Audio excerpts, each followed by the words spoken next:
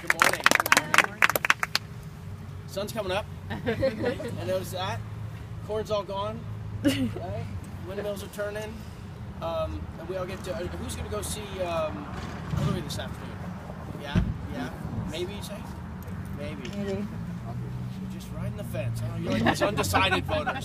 What else do you need, people? 18 months. I mean, come on. Am I right? Right. There's so much to say. I'm going. I get to be on the program. I'm one of the few speakers who gets to go before her. So it's thrilling for a bunch of reasons. The first time I ever did anything in politics was 1992. I got to give a speech before I spoke. I was one of the people on the program before Hillary at Colorado University. It was her biggest solo event of the campaign. First Lady of Arkansas, nobody really knew who she was. 15,000 people turned up. And I had never spoken in public, like in a political setting before. I had never kind of gone on the record with my own feelings or beliefs or declared my affiliation with anyone before. So it was nerve-wracking, but it was an incredible experience for me. This is my testimony. I'm truncating it for you here since you guys have voting to do and I'm sure days to get to, but I go on and on about this. But basically, she got up on the stage and she was my age. She was the age I am now then. She was 47, probably I'm 45. So I just printed a picture out of it, and we were so young then. I'm telling people, like, I can speak to the millennials issue. The millennials, because I'm the father of a millennial. Like Goonies, but you were Goonies, like, I don't know, that was 30 years ago. What about Rudy? Like, yeah, I was millennials age when we made that movie, and Lord of the Rings, you still look so young. Yeah. So, but that day in Colorado was the most important day of my civic life. Never mind that my mom was president of a labor union. Never mind that since then I've been on a couple of presidential council type things.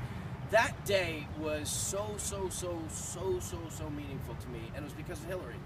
She got on the stage and she just thundered away for over an hour. The briefing booklet they had given me, which I tried desperately as an actor to memorize on my way to the venue, with all the bullet points, and I forgot everything as soon as I stood up, and all I talked about was, my wife and I are in community college, and we've been talking about having kids, and we've been thinking about what kind of world we want to bring our kids into, and we want them to be able to go to good schools, and we want it to be safe, and we like to have our natural resources protected, and we like the people around the world that like us, and like those, so we can travel. We like traveling, and I tried actually in my little talk to connect my life, our life and experience to the briefing booklet that I had read. Well, Hillary got up there, and that booklet was the appetizer. She just understood all of the issues that were a part of the campaign, that were being responsive to the people cold. She just knew them. And there's something you can't fake. You can do a lot of things. Good actors can do a lot of things, but she absolutely convinced me that she was speaking from her core, from her guts. You can't fake genuine compassion and genuine caring about other people. And watching her through all the ups and downs over the next 24 years, I've always applied the same critical analysis to my support for her, to who she is as a public servant. I try not to judge people for who they are in life, but even you can't help that. I've always applied the same standard. That is, does she still care about people? Does the work of her life, do the decisions she makes, do the words she utters demonstrate a genuine compassion and caring for other people? And the answer has always been yes. So the part that was the speech was extraordinary. I loved listening to her. It was electrifying. She had the crowd in the palm of her hands, 15,000 people all thinking the same thing. This lady should be president. Like, you absolutely, I guarantee they were all thinking that. But she right when the speech was over, she turned around and she shook my hand and she looked me right in the eye and she said, "Thank you for being here." And I was like I would have paid money to be here for this, And then we went down and we were about to do some TV interviews, local news interviews, and we were standing together. And I said, Hillary, is there anything in particular that you think I should focus on in these news media interviews? And she said, she just looked at me, she turned her head and kind of smiled, and she said, just tell them why you want to be involved. Wow, what a civics lesson. What I heard was, hey, we trust you. She didn't know me from Adam. The campaign didn't know me from Adam. She just knew that I had moved my body onto the stage and was standing behind her. And that was enough to say, let's go, come along. Because you can't have a movement if you don't trust the people who are moving with you. And make no mistake, 14 million people voted for her, right? 19 million in 08. We are standing shoulder to shoulder with millions of people as you cast your vote right now. You're actually in the vanguard. You're leading by example, which I just think is so cool. That's exciting. The fact that Iowa does mail-in voting, early voting. There's no reason people can't vote now. No reason. Homeless maybe. But I'm sure there's ways to reach out to those folks too. But anyhow, we were just talking. Karen and I were just talking. She said that one of the things I talked about in Des Moines. I've been in 13 states. I'm going to do this joke when I talk today at the thing. I'm going to say I've been in 13 states, Iowa, and then I'm going to go through the 13. Maine, Maryland, New York, Indiana, Ohio, Pennsylvania, Michigan, Wisconsin, Nebraska, Colorado, Missouri, North Carolina. That's more than 13, isn't it? Anyhow, I'm going to Iowa, and I'm going to go, oh, did I say Iowa? That's right, because I came back to Iowa. That's my joke. So don't tell anybody. Shh, don't tell anybody. Anyhow, I could go on. I've got, I'm not sure what issues. I look around, I'm profiling you right now. Profiling you. All right, one of the things, did anybody get the book, the Stronger Together book? I always, for months, I've been directing people to the website. Go to the website to look up your issues. Now I direct them to her book. I actually got the physical book and I downloaded it online and I poured through it. And there's a lot of really, really cool information about what their plans are. There's no guarantee that those plans can come across. It really requires the work of all of us, all the millennials, anybody who thinks that the worldview that's communicated in their mission plan is, a smart way forward, or at least a good launching point. It requires people to support it. She supported a 12-hour federal minimum wage hike, a $12 an hour federal minimum wage hike. It was negotiated in the party platform, $15. So she said, okay, I'll fight for $15, but I need everybody. I need all of Bernie Sanders supporters. I need it, or I won't be able to get that.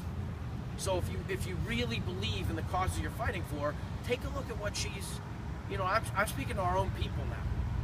And by our own people, I mean Americans who, are willing to work with anyone of good conscience. So I could go on and on. Remember, in your social media, I know you're hot on social media. I can just tell. You've got Snapchat all over. Like, okay. But listen. There you go. That you were going to vote. That's awesome. The thing to include, and you can go in and edit that if you want to add a little something. I learned that. Actually, it wasn't even my millennial kid who taught me that. It was the 11-year-old. But let's not talk about that. But just put iwillvote.com in your social media communications. Because sometimes people get dropped off the voter rolls, or if they move, or they're not sure. My wife just checked us. I'm like, yeah, it's probably good for a Hillary Clinton surrogate to make sure that he's actually registered. I just assumed, because I voted, 16 times in our current house, but she double checked it. So iwillvote.com, and then I just learned that you guys probably all know this anyway, but this is part of my spiel, is that up till people can vote through iwillvote.com up until the week before the election, and then there's a pause, and then on election day they can do same day registering and voting. So that's my. Have you guys all signed up to the text thing?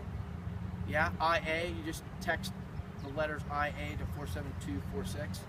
That's awesome. I did it, and I get these little prompts, and I feel they're better than the emails. The email blasts, you're like, all right, I get it. But the text, they're like a little more judicious with how they send you text. They seem targeted and specific, so I appreciate that. But, thank you for everything that you've done. For those of you who are volunteers, for those of you supporters, even for those of you who come out to vote and who haven't been a part of the campaign yet. On behalf of the campaign, I invite you, as the state has invited you and all your neighbors and friends have invited you, to come in and do a little volunteering. Raise your hand if you have not volunteered yet. I'm going to shame you. Anybody not volunteer? Raise your hand if you have volunteered. Right? Okay, I see you. See what I did there? Volunteering is, it's easy and it's fun and it's safe. It's none of those things. No, I'm just kidding. It actually is really, really rewarding. It's the citizen activism, citizen democracy. You know, people forget. 240 years ago, the only way you could campaign was by tapping your friends or neighbors on the shoulder and taking a risk that they weren't going to turn you in.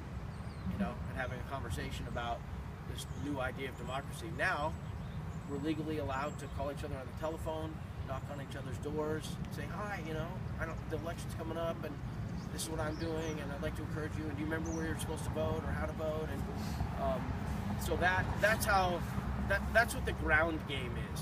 When you listen to political analysis, it gets so,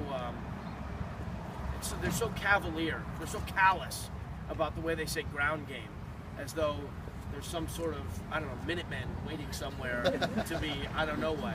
But ground game just means citizens communicating with each other.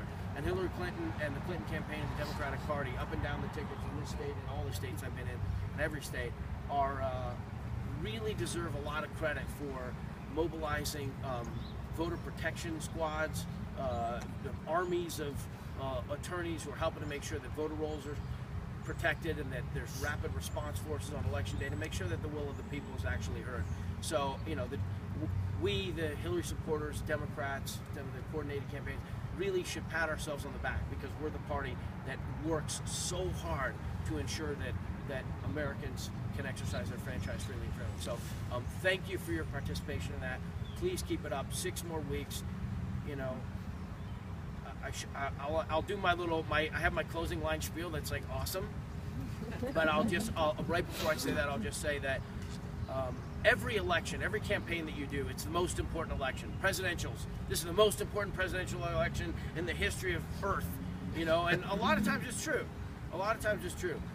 Never mind that we have one of the most exceptionally qualified, deeply experienced, and lifelong committed public servants you know, available to us as an electorate to hire, to send forward into the world on our behalf. But there is a very, very real risk that our country could make an awful mistake, an awful, awful, awful, terrible mistake. Her opponent, Donald Trump, has no experience in government, 0. This is not a job you want to, I mean, never mind the appalling things that he says, that he continues to say day after day, the people's feelings he hurts, the way he stokes people's, not just their fear, but their bloodlust.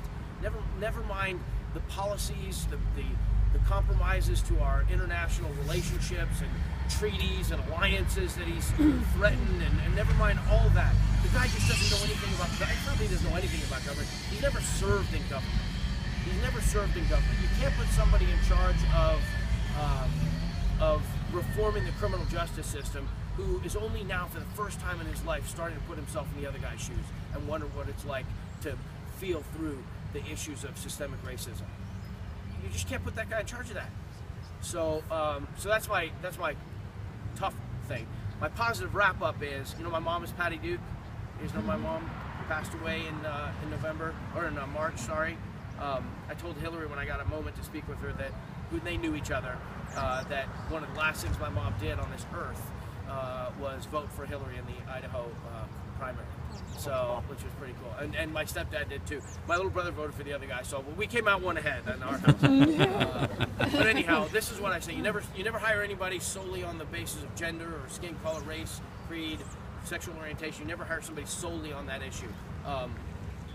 People have to be qualified for the jobs they're hired for, and those parts of themselves should be factored in. That said, I was raised by a strong and powerful woman. This is my big spiel. I was raised by a strong and powerful woman. I've been married for 24 years to a strong and powerful woman. We are raising 3 daughters to become strong and powerful women, and it is way past time that this country elects a strong and powerful woman to become the President of the United States of America.